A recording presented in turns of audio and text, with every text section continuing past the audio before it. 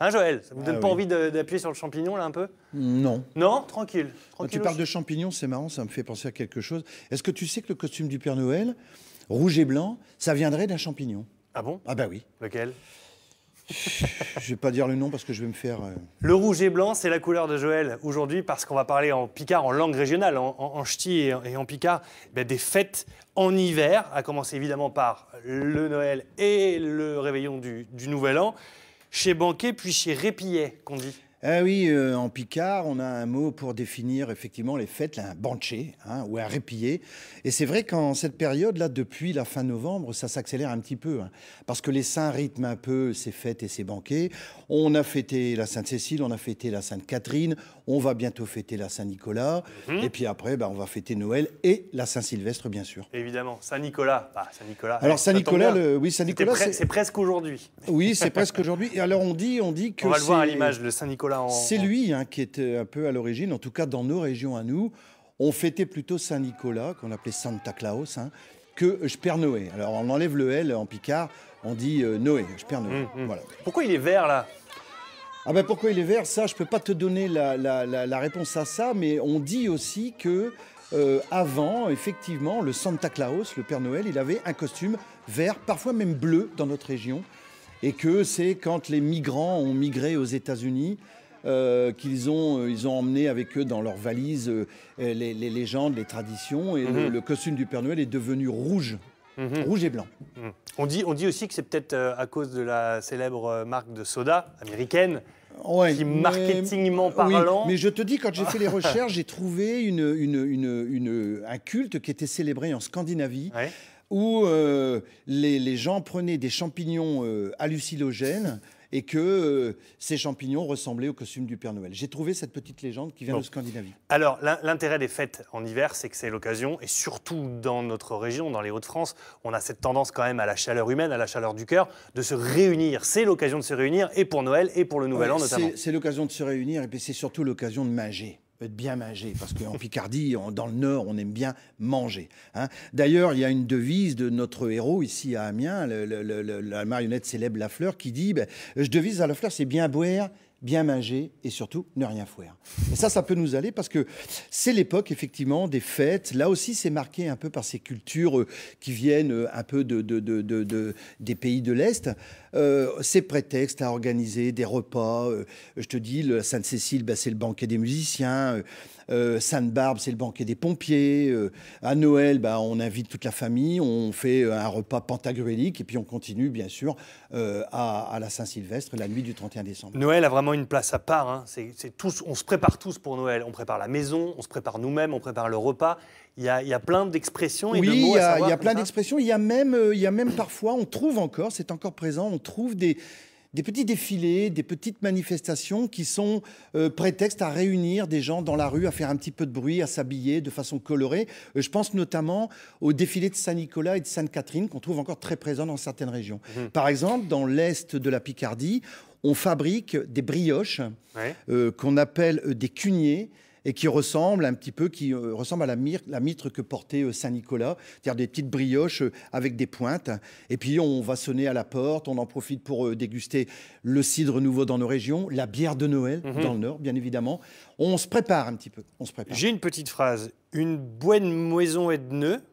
Noé. De Noé, pardon. A vu de Kminé. Oui, il faut de Kminé. Anne Porchefus. Le Porsche Père Noël. Voilà, Noé. Une bonne maison de Noé, il faut qu'il y ait suchtoué de maison de Kminé. Un Kminé pour Père Noé, par chez main, pour qu'il puisse passer, pour des chiens à porter chez cadeau. Et puis un Kminé pour Chefus, pour se réchauffer, parce qu'on n'oublie pas qu'on est quand même en déchimbe, et puis un déchimbe, il fait froid chez Moison. À Noé qu'un minuit sonneau, et Joe Mouton Bellereau. Alors ça, c'est un très vieux dicton qui fait un peu référence. Bien évidemment, il ne faut quand même pas oublier que Noël, c'est une fête religieuse. On sait que le petit Jésus, il va venir la nuit du 24 au 25 décembre.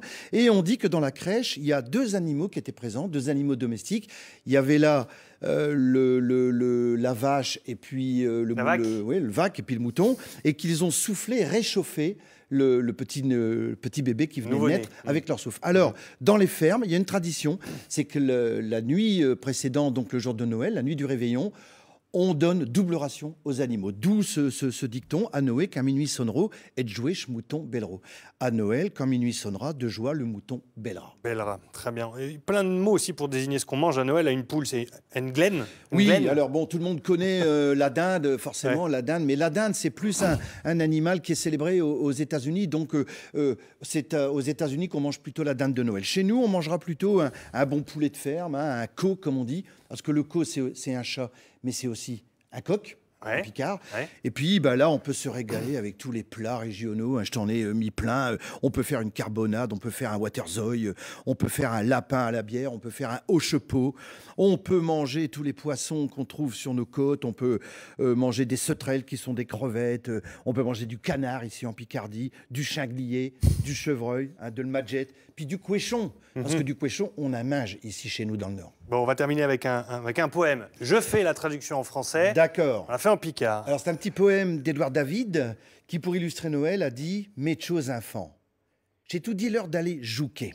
Les enfants, c'est l'heure d'aller vous coucher. A donc embraché vous père, vous mère, Père Noé, il est des os sus cloché. Donc embrassez vos parents, le Père Noël est déjà sur le toit.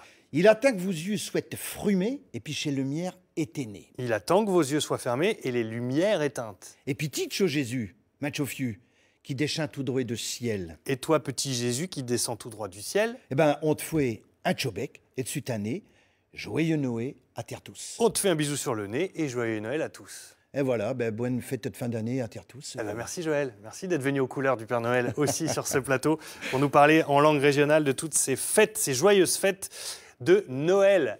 Anne-Sophie, qui n'est pas insensible évidemment à Noël, a quelques réactions. Anne-Sophie, en langue régionale, s'il vous plaît. En langue régionale, Voilà, à les Noël. questions. Non, je suis aussi pas bonne que vous, Thibaut.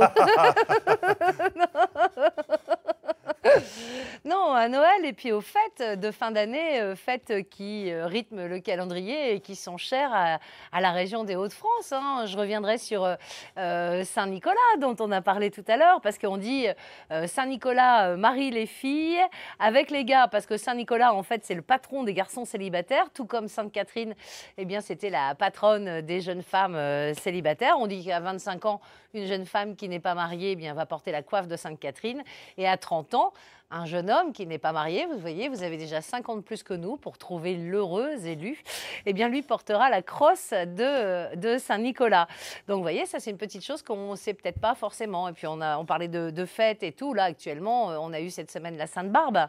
Oui. Évidemment chère à nos mineurs, les mineurs qui ont marqué la région. Donc je suis sûre qu'il y a encore plein d'autres choses et qu'on aura l'occasion dans l'année, avec la langue, voilà, de rebondir, etc., de découvrir plein de bonnes choses. En attendant, moi je suis heureuse que Saint-Nicolas ait abandonné le Père Fouettard. Et moi, comme je suis des Hauts-de-France, je dis que le Père Noël est un ami et un cousin de Saint-Nicolas. Voilà. Ah bah, très bien. En tout cas, ça vous inspire Noël et ça vous inspire aussi au niveau des photos, Anne-Sophie, évidemment. Ben, ça m'inspire déjà parce que c'est quasiment le moment où parfois toutes les familles sont réunies parce qu'on ne peut pas les uns les autres, on habite loin des uns des autres. Et donc on se retrouve. Et donc c'est vrai que comme tout le monde, j'aime Noël et j'aime nos téléspectateurs. Thibaut, parce que regardez, je vous présente un petit téléspectateur qui s'appelle Pinceau. C'est un chat, c'est le chat de Jessica. En fait, elle en a 3, hein, Jessica. Et donc là, eh bien, Pinceau joue à cache-cache derrière le sapin.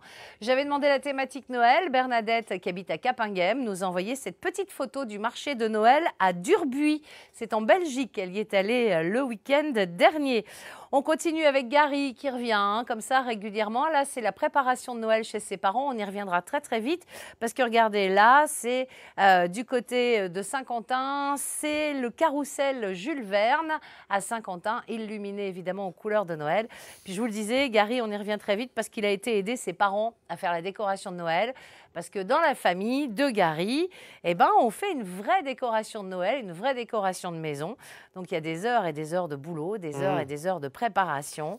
La thématique sont les petits oiseaux. Hein, on cache tout ça, on protège les petits oiseaux.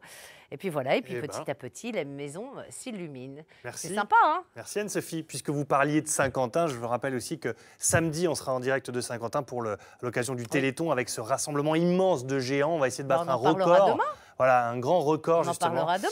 pour Voilà. cela. Et le Téléthon, justement, effectivement, c'est un des thèmes de demain. Tadam! Voilà, c'est un des thèmes de demain et de Saint-Quentin, tadam, parce que Saint-Quentin est l'une des 4 villes françaises à être l'ambassadrice du Téléthon. Et qui sera notre ambassadeur à nous? Thibaut Risman. Au bien-être, on apprendra à cuisiner sain avec Hubert. Et puis enfin, dans la rubrique La région en livre, nous partirons à la découverte du Vimeux. Voilà, donc demain, Merci. vendredi, soyez présents. Merci beaucoup Anne-Sophie, merci pour tous ces conseils. Nous on se retrouve demain évidemment à partir de, Bien sûr. de 9h50. Je ne sais même pas pourquoi je pose la question. Merci Anne-Sophie. Juste Non, peut-être j'ai compris depuis le temps. une petite annonce en Picard des rendez-vous régionaux, j'ai oublié Alors, tout à oui, l'heure. bien sûr, encore des conférences, des spectacles, mais on peut peut-être mettre le point sur une manifestation qui a lieu sur le marché de Noël à Amiens, où, à proximité de la cathédrale d'Amiens, il y a un spectacle de marionnettes présenté par la compagnie Picaresque, qui s'appelle Le Schlafleur et la Nativité. Et puis toutes les autres informations sur les manifestations auprès du site de l'Agence régionale de la langue picarde, www.languepicarde.fr. Vous l'aimez cette langue, hein? Ah oui, je l'aime. Elle est d'amateur. Et à l'occasion de Noël, c'est le moment aussi de la remettre en avant parce que ça rappelle plein de souvenirs parce que d'enfance. forcément, il y a toutes les générations qui sont là, hein, tout le monde se fait des cadeaux et c'est le moment effectivement, de voir et de chanter, de boire, de rire, de faire la fête, d'aimer, quoi. Très bien, merci beaucoup. Merci Joël.